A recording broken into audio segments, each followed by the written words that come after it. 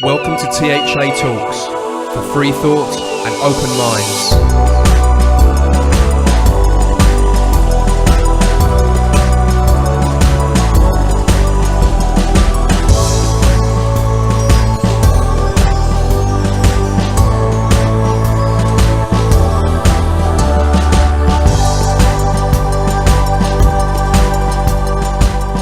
Hello, I'm Paul Obitelli, and you're listening to edition 118 of THA Talks, the alternative podcast show from the UK, putting out weekly shows that are available across the globe. If you'd like to check out our full archive, just go to www.thatalks.com to listen to or to download all our free content. Our talks include news, conspiracies, spirituality, the occult, science, history, art, philosophy, religion, and much more. For anyone who'd like to contact us and give us some feedback, maybe you'd like to recommend a guest for the show, you can email us at info@thatalks.com, or you can go to our website and contact us via there. And don't forget, you can subscribe to the show via our RSS feed, and you can also find us on iTunes and Stitcher and many other podcast directories out there. If you'd like to find out more about how to subscribe, just again go to our website, click on the RSS feed link there, and you can have a look at what might be the best option for you. Well, thanks for tuning in again, ladies and gentlemen, wherever you are, be it in your cars, be it on the treadmill down the gym, or maybe cooking yourself something to eat, or your family as well. Wonders of alternative media, where you can listen to the show wherever you like, and that's what we like to think that people are doing. We've got another interesting one for you today. We're going back to something maybe we haven't touched on for a while, and it's something that I think sometimes you've got to really open your minds and let your brains fall out and have a bit of a think and stuff. And it's maybe a subject we've neglected a little bit too much. And I think Sean is very much into this stuff more than I am nowadays, which is a bit of a turnaround. But here we are, and I think, well, let's go straight to it. I think maybe we should just charge on over the massive pond to a THA bond and a woman called Shana Collins. Hello, Paul. How are you today? I'm doing good. I reckon you're quite excited about the guest we've got on in a moment, aren't you? I am, actually. And the interesting thing for me is this is somebody that actually contacted us. So for those listeners out there that have something to say, please feel free to contact us at THA and let us know if you want to have a discussion about something that you feel you can share with the world. Yeah, no, it's great that we've got listeners as well. They tell these people, say, oh, you want to get on THA Talks, and it's really good. So thumbs up to all our listeners that do that and spread the word about the show, and encourage listeners to contact us and come to, because I think we've got such a balanced approach to interviewing. I think some of these guests are comfortable to come on because we let them speak. We've got our views, but we're very diplomatic about how we present ourselves, and hopefully that's rubbing off, and why we're getting some of these guests that are happy to come on the show. Yeah, it's an open platform, and it gives people an opportunity to share some of the more outside of the box or fringe perspectives like our guest today. Well, seeing as I think this is very much up your street, Shana, I'm going to let our listeners know all about who's coming on. All right. Well, Rey is one of the 4 co-founders of F.R.E.E, or the Foundation for Research into Extraterrestrial Encounters, alongside of the late Dr. Edgar Mitchell, who happened to be the 6th man to walk on the moon, Dr. Rudy Child, an emeritus professor of astrophysics at Harvard University, and researcher Mary Rodwell, which, Paul, you might remember as a past THA Talks guest from edition 45. I do, yeah. She was the Australian Close Encounter Research Network guest. This was back in 2014, so it's exciting to have somebody back on from the same group and maybe filling us in a little bit more about what kind of work the Foundation is doing. Currently, a portion of the Foundation's work includes exploring contact modalities, which is going to be the main focus for our conversation today. It's contact through near-death experience, out-of-body experience, visitation, channeling, all the way to shamanic hallucinogenic experiences. So we'll definitely let Rey go into that a little bit more. A little bit about him. He attended Rutgers College, Cornell University, and was a Ph.D. candidate at UC Berkeley in city and regional planning. He was also the recipient of a National Science Foundation Ph.D. fellowship at UC Berkeley and currently resides in Miami, Florida. So, really excited to see and hear what he has to say about what's going on in the skies. Well, let's get to it. Let's go.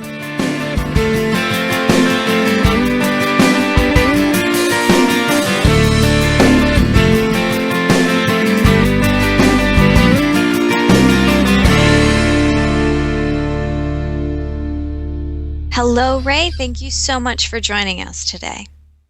Thank you for the invitation, Shauna. Most definitely. We're excited to speak about the organization that you co-founded. Maybe you could start with telling us a little bit about the Foundation for Research into Extraterrestrial Encounters and how you got involved. Okay. The organization, the formal name of the organization is the Dr. Edgar Mitchell Foundation for Research into Extraterrestrial Encounters. Now, we use the term ET in there, but we don't specifically limit it to physical beings. The actual terminology that we use in our publications is non-human intelligence.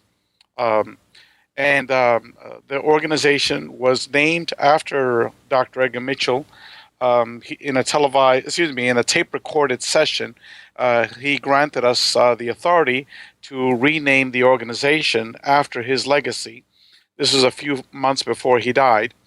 The four co-founders of F.R.E.E., which is the Dr. Mitchell Foundation for Research into Extraterrestrial Encounters, is Dr. Edgar Mitchell, Dr. Rudy Shields, who is an emeritus professor of astrophysics at Harvard University, and Mary Rodwell, who is a very well-known researcher in this field from Australia, and myself.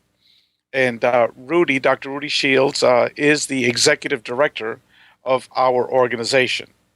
So that's a very, very, very brief background as to the co-founders and who the co-founders are.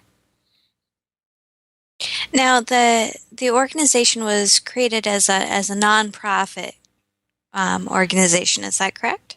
Correct. It's a non-for-profit organization whose main objective is academic research, but we also do provide education and support programs for experiencers of UFO-related contact experiences.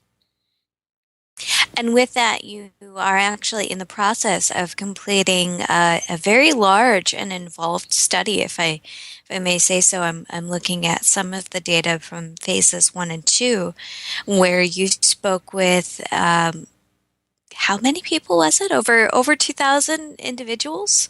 Well, right now we're getting experience? close to 3,000 individuals. Wow! And how did the impetus for this study begin? Okay, let me give you some background.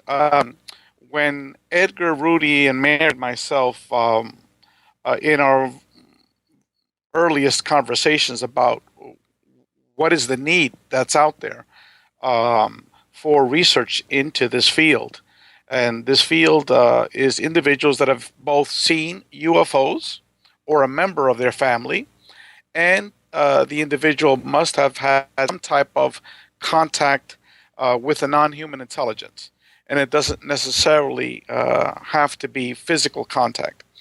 And so what we decided was that the number one issue with this field, the number one problem, is that there has been very little, I apologize, the little dog barking in the background, very little research done in this field. In terms of quantitative statistical studies, there have been almost none. The very few studies that have been done in the past were mainly geared towards abduction. There were very small number of questions that were asked, 50 questions, let's say, for example, and a very limited number of individuals that were questioned. And again, these were not anonymous surveys. These are surveys that were focused on abductees, and these people were already pre-selected. Our methodology is totally different from the very small studies that have been done in the past, what we did is we are focusing on not only abductees, but anyone that has seen a UFO and has had contact experiences. And what we determined from our survey was that only 1/3 of these individuals have actually had an abduction experience. So in the previous studies, 2/3 of these individuals have been totally neglected. Secondly, the methodology that we use to publicize this. In the past, people would go to researchers such as David Jacobs, Dr. John Mack, or Whitley Strieber, Dr. Leo Sprinkle, Bud Hopkins, and they would say, look, do you have anyone that you're working with that's had an abduction? And I say, well, I've got a few, I could try to reach out to them, see who might be interested in for your research study. So that's how these things were disseminated. It was an internal circulation among people that everyone knew has had these experiences. The approach that we took was very, very radically different. What we did is we had a mailing list of over 2,500 individuals that have books on UFOs, individuals that have written books about aliens, about contact experiencers. We've also sent it to numerous organizations and individuals and radio stations that have worked with experiencers and in the field of ufology. Even more importantly, we sent it to over 500 Facebook sites. This is on a monthly basis over a 2-year period. And the organizations were not just UFO organizations or aliens or ET organizations, but organizations that focused on New Age, on the paranormal, on Reiki healing, on cryptozoology, on consciousness, on the paranormal. Whatever we thought that there might be someone that's participating in that group that might have had these types of experiences, on a monthly basis, we sent them an announcement to post on their site. That was over a 2-year period. Then we went on numerous radio interviews, again over a 2-year period, to announce our survey. Our survey took over 1 year to develop. It was developed by several retired Ph.D. professors. The two co-chairs of our research study is Dr. John Climo, who is a 74-year-old retired academic professor of psychology, and he's known as one of the world's leading experts on the paranormal. The other co-chair is Dr. Bob Davis, who is also a retired professor but he's of neuroscience. He's a brain specialist. And they developed a research methodology together with several other academics, Dr. Leo Sprinkle, Dr. Rudy Shields, Dr. Edgar Mitchell, myself, and I do have an academic background, and various lay investigators, people like Mary Rodwell, Kathleen Martin, Rosemary Ellen Guy, who's written 62 books on the paranormal, and Giorgio Piacenza from Peru. So, and we took about a year to develop the research methodology and the questions that we'd be asking. And we've been administering this survey now for over 2 years, actually 2.5 years now. And it's in several languages. The principal languages are Spanish and English. And we've just gotten translations for French and German, and very soon in Portuguese. And as we get other volunteers in other languages, we'll be putting them out in these other languages as well. And so what our research study is the first ever comprehensive academic study on individuals that have had UFO contact experiences. So that's a very broad summary. It's interesting that you're...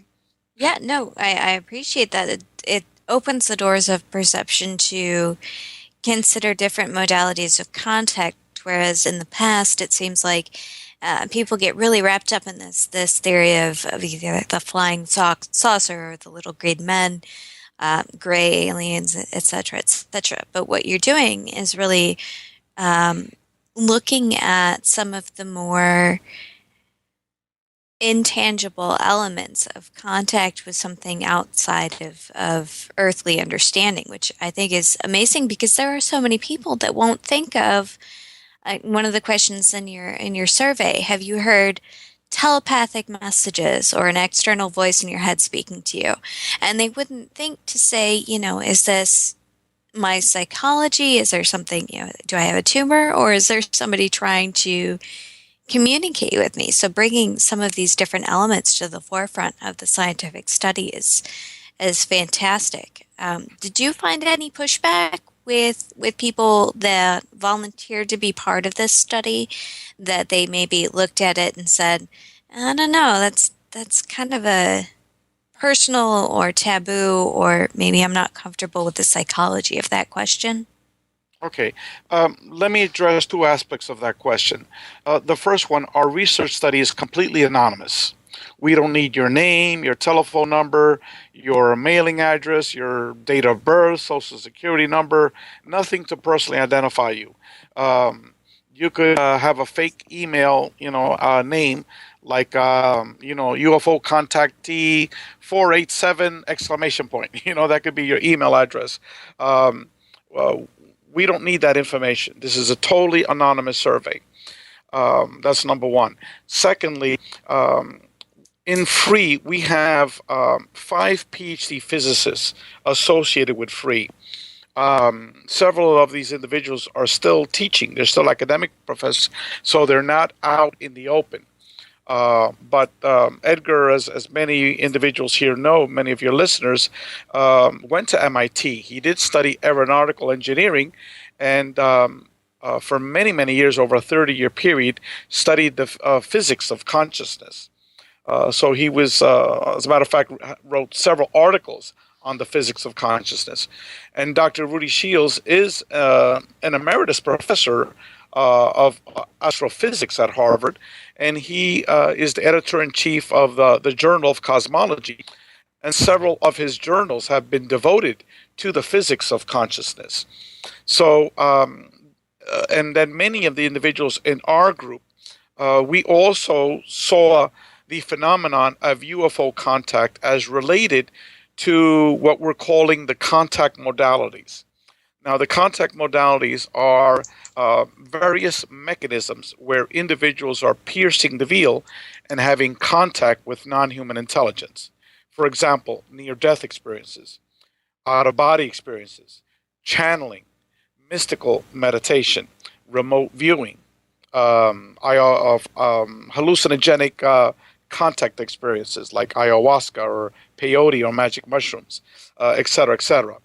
And all of the members of the board of directors of F.R.E.E., including all of our scientists, firmly believe that these contact modalities are not separate, but they are indeed interrelated, and that some form of advanced physics that most of our physicists are still trying to grapple with, which we are calling the quantum hologram theory of consciousness and physics, can begin to explain how all of these contact modalities are indeed interrelated. So, based upon that premise, we asked numerous questions that focus on possible interrelationships between these contact modalities. For example, we asked this question of in our survey, have you ever had out-of-body experiences? And that's not a question that is usually associated with UFO-related contact experiences. Well, the shocking number came back, 80% of these individuals have had out-of-body experiences. We've also asked them, how many of you have had near-death experiences? 36% came back and stated that they indeed have had near-death experiences. So these are just, some of the hundreds of questions that were related to these non-standard ufology questions that we asked. Now, I know this is going to come off a little bit jaded, but I have to ask, because of the anonymity of your volunteers, do you have any kind of an outlier perspective or a way to look at perhaps these responses are people trying to shift the balance, so to speak? Do they go through any kind of an interview process, or is it just take them as they are? Well, we let me address different components of that. First of all, we do have a statistician on board, and we have programmed an outlier factor for different components. Let's say, for example, someone wants to taint the pool, as you said. Okay, first of all, completing these two surveys is going to take approximately 4 hours to complete. Okay, minimum 4 hours. Phase 3 will take you several days to complete if you're a full-blown experiencer, because phase 3 is written responses to the open-ended questions. And one of the major complaints that we have gotten was that phase 3 just took so long for individuals to do. Now, phase 4 is going to be formal interviews with the top 300 experiencers. And that is going to be done over multiple days. That's not something that you could do in a couple hours, because we're going to be knowing all the detailed specifics of the numerous experiences of these individuals. And so if someone really wants to taint, our survey, they're going to be investing, tens of hours of their time to undertake all of these surveys and respond to questions in the interviews. Also, we ask several trick questions in the survey to try to get at individuals that might be trying to trick us as well. Yeah, they would have to be extremely committed to try to taint the pool, as you say. If they were to go through the entire process of 4 phases. You said that is it going to be the final phase, the formal interview? Yeah, correct. The final phase, the formal interviews, we expect that to begin in late August of this year. And it's very exciting because not only are you looking at a different perspective on contact and experience with UFO-related or non-human intelligent beings, as you say, but you're also looking at how that relates to the quantum physics that so many of our scientists are just now exploring. Correct. We on our website for experience.org. That's EXPERIENCER.org, and we have various menus on our website. One menu is the contact modalities, and there we have numerous articles by our scientists that talk about how all of these contact modalities are interrelated. Dr. Rudy Shields has written an article on that. Dr. John Climo, Giorgio Piacenza, myself, Dr. Edgar Mitchell. And then we have approximately 20 articles on the science and physics of consciousness. And we have articles, most of them are easy to read articles, but again, focusing on the physics of consciousness. And some are, mid-level type of articles, and others are a little bit more advanced. So it's an attempt to lay the foundation for the reader of the science behind this phenomenon. And then obviously we have all of the data that we're going to be speaking with you in a couple of minutes. All of the data is free and available to the public for review under a menu titled Experiencer Research. And then we also have various educational programs that we're going to be initiating as part of our organization, and numerous support programs to assist individuals that have had these ET contact experiences. And we will make sure that we link the experience.org website on the interview at the bottom of the page. So, Paul, what do you think so far? Well, yeah, as usual, very interesting subject and thought-provoking. It's nice to have you on the show, Ray. Thanks for coming on. Thank you, Paul. Right, I mean, this is a subject, obviously you're researching and you're looking into this and want to find the truth, but from where you're sitting now and the perception you have, do you think that these beings, these experiences are tangible experiences coming from other intelligence? And if so, do you believe that we're dealing with something good or bad? Is it a positive thing or is it a negative thing? Okay, yeah. It's a very complicated series of questions you ask. Right. But let me just tell you that I do have an academic background. I went to Cornell University for a master's degree, and I attended the University of California, Berkeley, for a Ph.D., which I'm what you call an ABD, all but dissertation.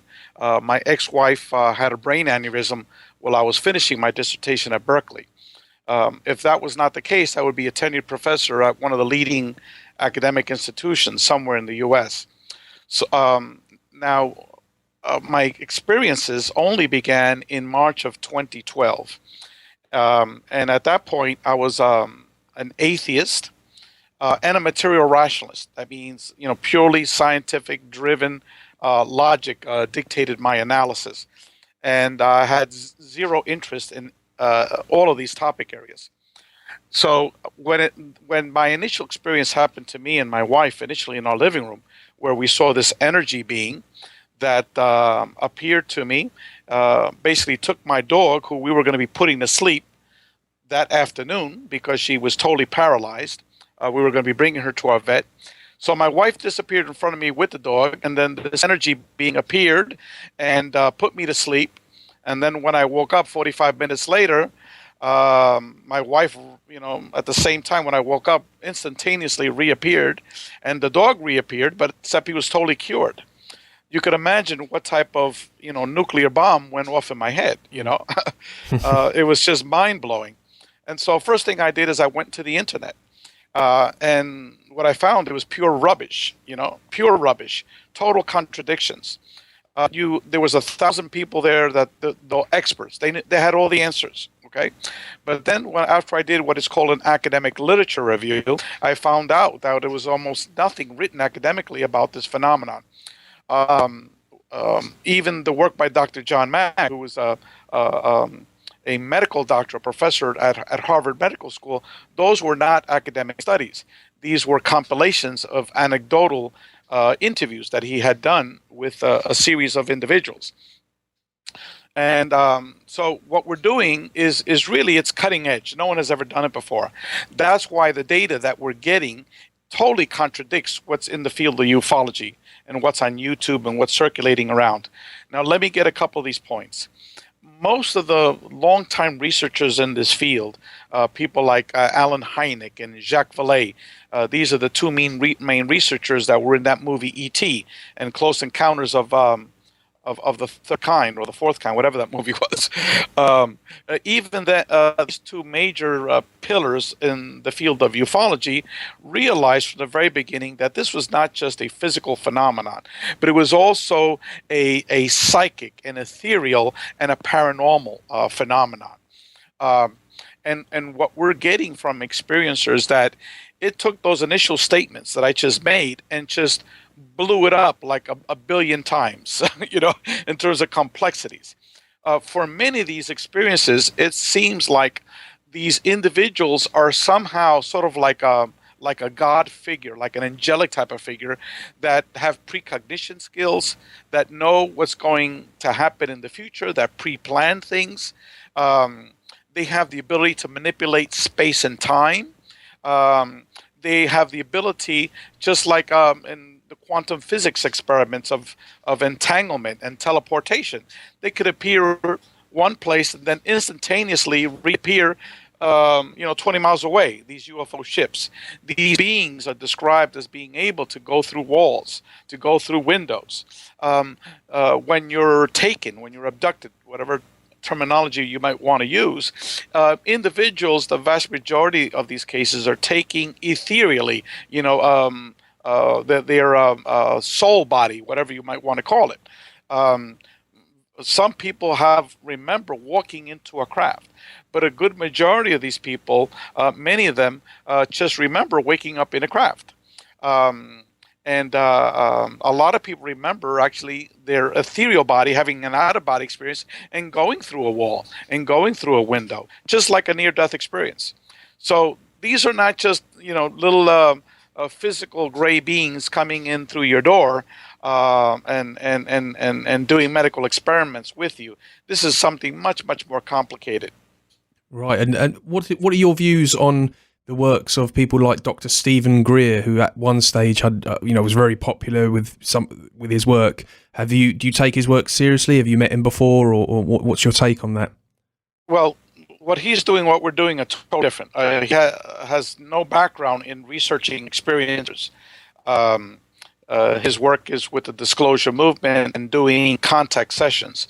Contact sessions, which incidentally were firmly established by Grupo Rama in Latin America since the mid-1970s, and many adherents to Grupo Rama all over the world. So, and now you have many different types of organizations, individuals that took the lead from Sixto Paz from the early 70s, initiating contact sessions all over the world. But Mr. Greer is doing something totally different than what we're doing. And also what we're doing is we're not doing ufology either, because we're not going out on these cases and investigating the nuts and bolts, lights in the sky type of experiences that people are reporting. So we're quite distinct from those types of groups. Okay, right. Well, one more thing I want to touch on before we get Shana back on to speak more is I mean, looking at some of the discoveries in science, I mean, again, going back to the kind of the quantum world, in that a lot of it have been implying that we're living in a computer programmed kind of reality, and that these, do you take seriously the concept that maybe what we are actually experiencing is we are in a computer program, and these beings are, let's say, hacking into that program? If you're a little bit like the movie The Matrix, where you're seeing the world of computer and there's hacking and going on with these other beings that are morphing in and walking through. Do you think that we could actually be looking at something like that as a reality? Well, again, it's all in terminology and how do you explain things. You use the word, a computer program or a matrix type of reality. Internally, most of our academics, our PhDs that are physicists, use the term the quantum hologram. That's it. And that's based upon the terminology and research that Dr. Edgar Mitchell and Dr. Rudy Shields have been working on for over 30 years. And Edgar, just for a lot of your readers, he's not just the sixth man to walk on the moon. He also started the Institute for Noetic Sciences in California, which is an institute that's focusing on the ethereal aspects of our reality, ESP, precognition, energy healing, things of that sort. So Edgar's been doing this for since the early 1970s. As a matter of fact, in 1972, he published a book on these related type of thematic topics, on ESP, precognition, remote viewing, et cetera, and how all this is related through some type of unknown quantum physics reality, which over time he developed this theory called the quantum hologram theory of consciousness and physics. And then what Rudy did is he added more of the hardcore physics to that theory. So right now, there's a good many physicists that are out there that are adherents of the holographic nature of our reality. All you need to do is go to the internet and type physics and hologram, and you will see hundreds of videos by PhD physicists in major universities talking about the holographic nature of our reality. Very interesting. Very interesting. Shana, have you got anything you'd like to add here? Most definitely. Some of the elements that it seems like trying to put into lay terms, the theories of quantum physics, multidimensional beings, physics theories, string theories, things like that, must be a challenge for you, even with, if you have the academic background, you have the physicists, and you have these emeritus professors, to be able to take all of this information and then somehow condense it into digestible media for the everyday person. Okay. That's why the articles that we have in our website, the contact modalities, these articles are written for the layperson. They're not written for scientists. And the contact modalities begin to explain how all of these modalities are all interrelated. Now, there's different academics there take different approaches to it. Some of them approach it strictly through the quantum hologram. Other approach it through some type of interrelationship of some type of advanced physics that we don't know yet. Incorporates a little bit of string theory, a little bit of some other types of theories in there. But the contact modalities is a summary of how they're all interrelated. Now, the physics of consciousness, again, numerous articles that take different approaches to that theme, that our reality is not what we perceive it to be, that it's much, much more complicated, and it involves a multidimensional nature. Now, the data that we are getting back from these experiencers are indeed that these entities are able to manipulate both space and time. And for the layperson, these are very, very difficult and complicated topics to absorb. But Einstein was the first person to state that time is relative. Also now, most of the PhD physicists now acknowledge that we live in a multiverse, that we live in more than one type of universe. So the physicists know about this stuff, but apparently the regular population has a difficult time coming to grasp with these things.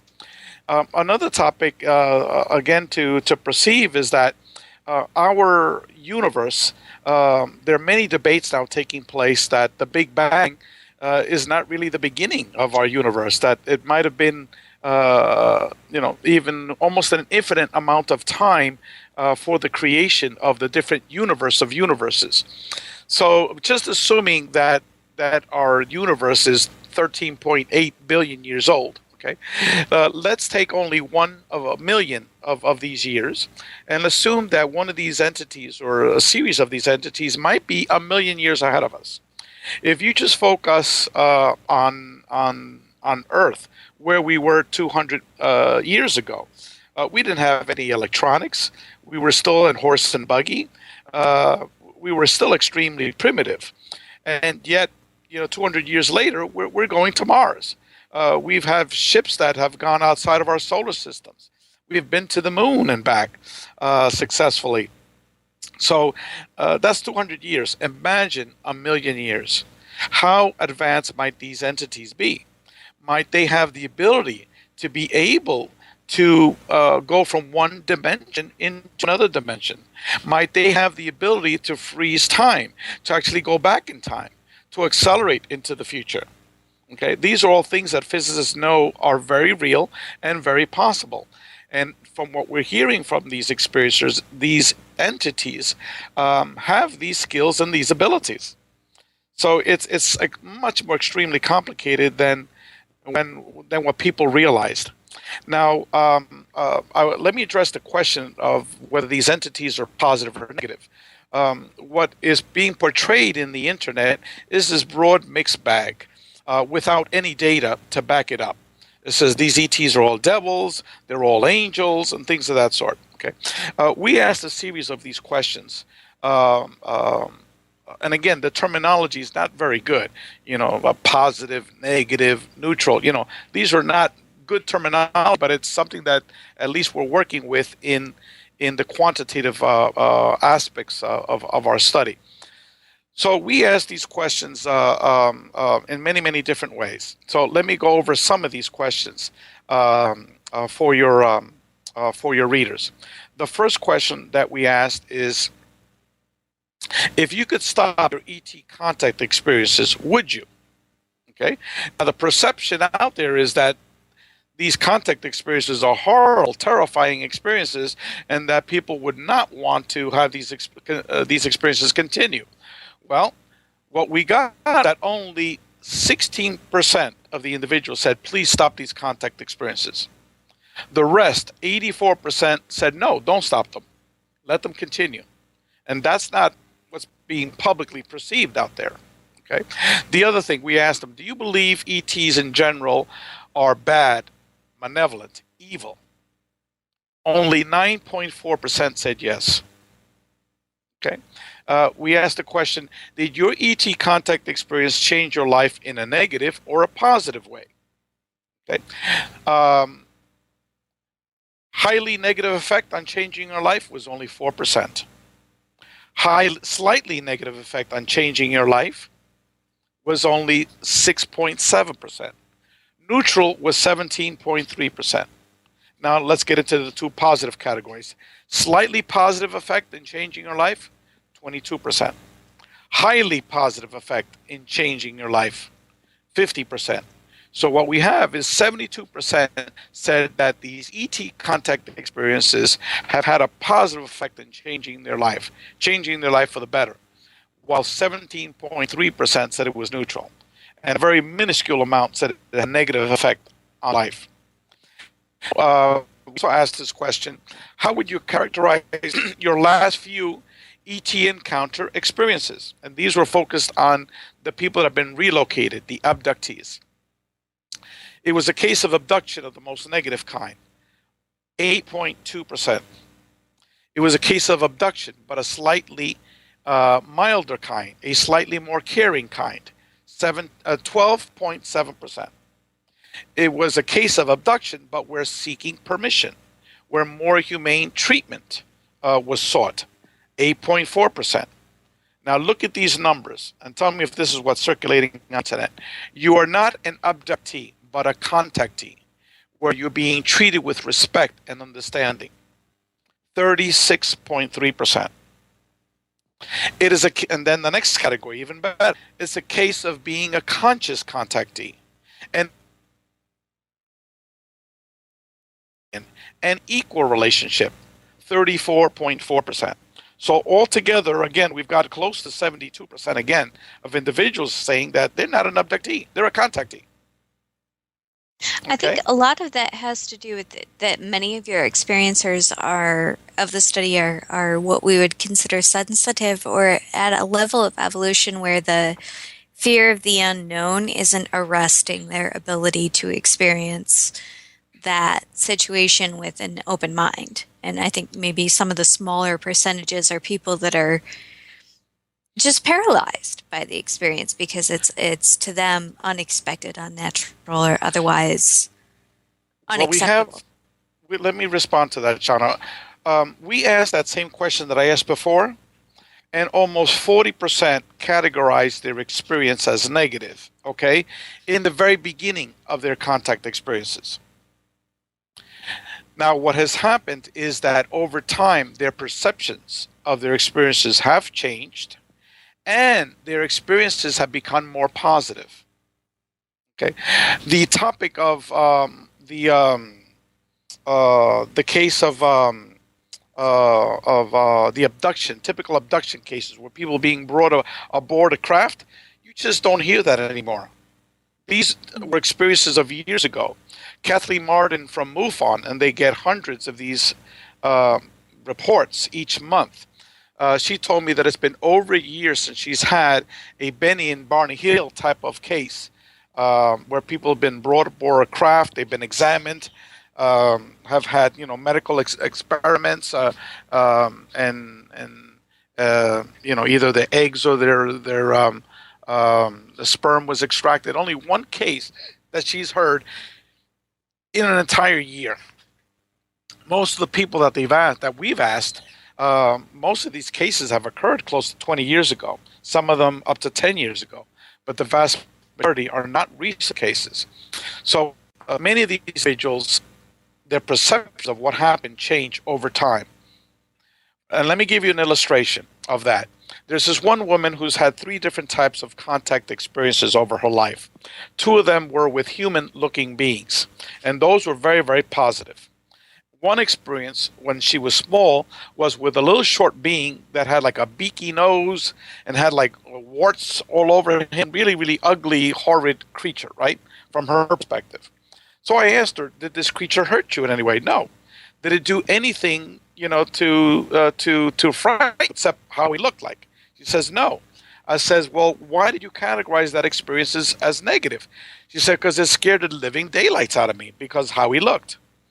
But she says, but then over the years, I felt sorry because I knew that entity was reading my mind. And he read my mind thinking that he was ugly as hell, and he just kept on staring at me, So now I feel sorry because I probably made him feel uncomfortable, So you see how people look at an experience and in retrospect, based upon the years of additional experiences, see now things differently. And plus, the experiences, the more older experiences, are much more positive. So, as For I said somebody before, that at the very beginning, they categorize these types of action experiences roughly 38% as negative.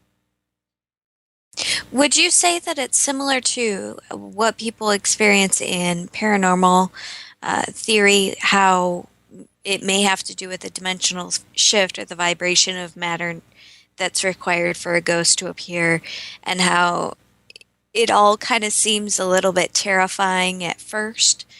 If you're shifting dimensions, you have to go through a process of raising or lowering your vibration of matter, assumably.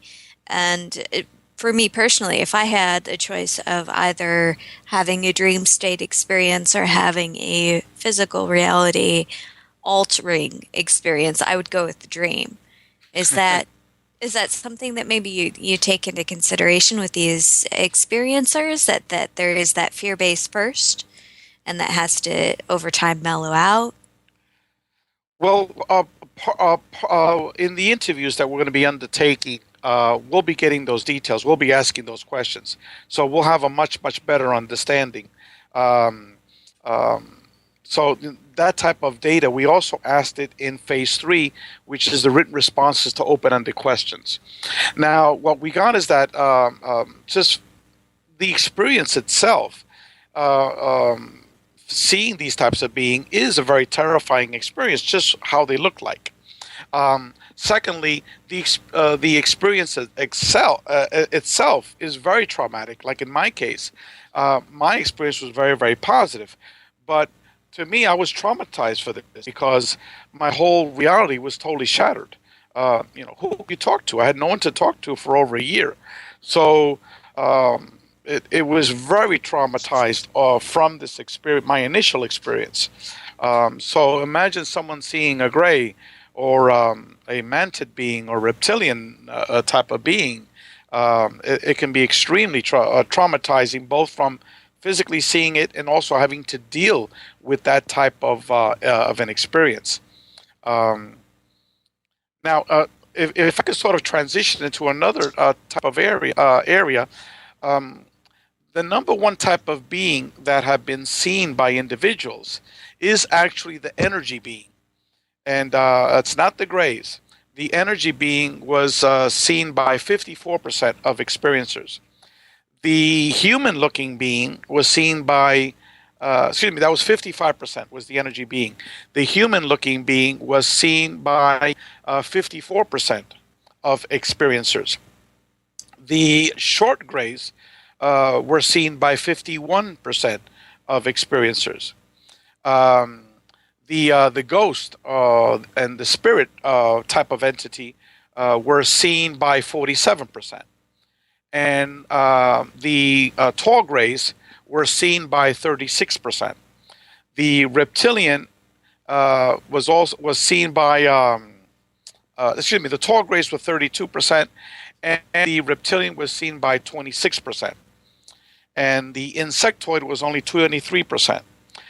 So there's this perception out there that it's all these short grays that are doing all this work here with experiences. No. It's actually entities that look like energy type of beings, like what I saw, that with many of the experiences, they transition into another type of being. So they do change. And it's the human-looking type of being. And again, we ask these people to describe their experiences of whether they perceive each of these entities as positive or negative or neutral or both. And the vast majority of these individuals did not see each of these experiences as purely negative. For example, I could go through the different type of beings if you'd like, so at least your readers can have an idea of how people are responding. We are running a little bit low on time today. It's a fascinating topic, and I'm sure that we could fill several interviews with the discussion on different elements. But I do want to bring Paul back in to see if he has anything to add before we wrap this up. I can't believe we're already almost out of time. Yeah, well, it'll be definitely be great to get you back on again, Ray, because it's such an in-depth subject, and it's fascinating stuff. A couple points I wanted to touch on is, do you find there's a pattern, maybe this is quite difficult to really know, but have you managed to find out if there's a pattern of general things in society that are going on, be it if it's like war-ridden countries or if there's an economy, like a financial crash, or just general things going on? Does this tend to have affect the pattern of how many experiences there are, like socially? Well, let me give you the most important finding that we have. The most important finding is that an overwhelmingly high percentage, roughly 85% of experiencers, have undergone a total and complete psychological transformation for the better. People before that were non-spiritual are now very spiritual. People that were materialistic are not non-materialistic. People that were ogres and just horrible people are now very loving people. We asked over 100 of these types of transformational type of questions, and all of the responses were tremendous transformations for the positive. And the readers can go to our website, experiencer.org, look at the Experiencer Survey, and look at the Life Change Inventory for a detail of these responses. The other aspect was the psychic and ethereal aspect of it. We asked, again, close to 25 questions related to the spirit world.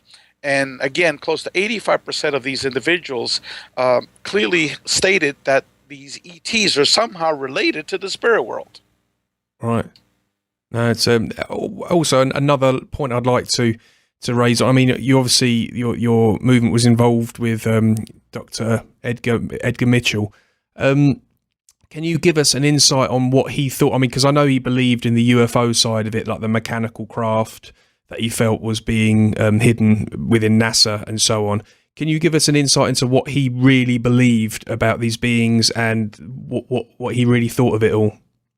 What a lot of people don't know, and what Edgar did not talk about publicly, was that he worked with hundreds of experiencers. So for many, many years, he's became very, very good friends with experiencers. So he knows all the stories that people have been talking about. His position is that these entities are friendly, that we need to be able to establish friendly relations with these entities, because in the future we might need them, because at the rate that we're going to be blowing up our world, we're going to be polluting it to death, and we're going to be creating an environment where we're not going to be able to sustain life here on Earth. So we're going to be needing their assistance to pull us out of the muck. Right. Okay, Shana, we're just about to sort of wrap this up. Have you got anything else you'd like to add? So many things, but again, an hour is not nearly enough time to go in depth into these topics. Ray, thank you so much for joining us. I do hope we can get you back here very soon to continue the conversation. Thank you for the invitation, and we're just at the very beginnings of trying to understand scientifically what's going on.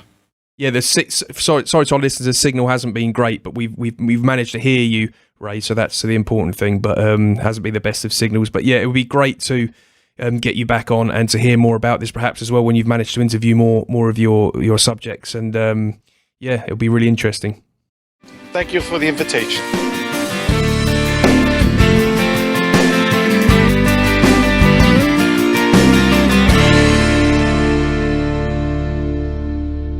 So that was Rey Hernandez from the F.R.E.E. organization. Definitely some interesting stuff and more conversations to be had. What do you think, Paul? Oh yeah, it's such an in-depth subject, and it's a sort of subject you can just chat away with. So we definitely need to get him back on and go over some of the healing stories that you hear, and also, as I said, it'd be great to hear how he gets on speaking to these people a bit more, because there's no smoke without fire, and I know there is, as he pointed out himself, there's a lot of rubbish out there, but there's no smoke without fire, and some of this stuff really is fascinating. It is, and how it's all interconnected with some of the leaps and bounds that we're reaching in science it's a phenomenal and fascinating topic of discussion. I look forward to having him on again soon. Well, it explains so much as well, doesn't it? Because it explains people that see Jesus or see certain deities and entities that they really do exist. And I mean, the depth of how deep this can go, I think that's probably why a lot of people just let it go over their heads, because it's kind of, a lot of people think, man, I've got enough to think about. I can't be dealing with this. But me personally, I find it inspiring to see, to get the idea that there's so much more out there, so much more reality. It's fascinating. Yeah, and with experiencer.org, they have articles that are written specifically for the lay person. So even if you don't understand all of the scientific terminology, checking out some of the experiences and information, you might be surprised to find that you fit in the same congregation of people with experience. Indeed, and that is all we've got time for again this evening. Thanks for tuning in again, folks. Please keep telling your friends about the show, keep linking the show on your social media, and more importantly, keep downloading the show. It's been another fascinating one. Let us know what you thought about the show with your emails. Always good to hear back from you. Take care of yourselves, keep yourselves up, and keep doing your thing, and we'll be speaking with you again real soon. Take care, bye.